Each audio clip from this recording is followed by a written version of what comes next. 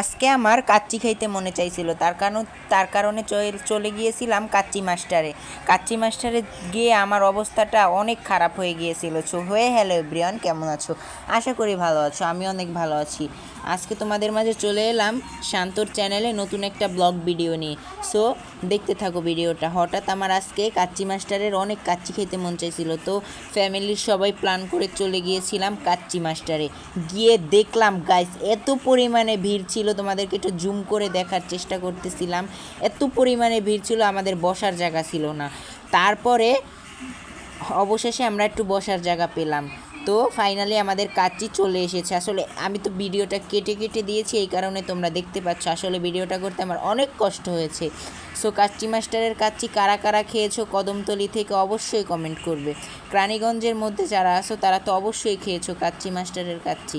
So আমিও খেয়ে নিলাম। আলুটা এত মজা ছিল, আসলে কাচ্চির আলুটা ছাড়া আলুটাই আমার কাছে অনেক ভালো লাগে।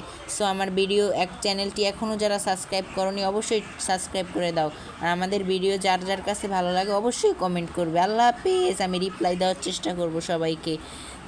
যার যে আমার চ্যানেলটি সাবস্ক্রাইব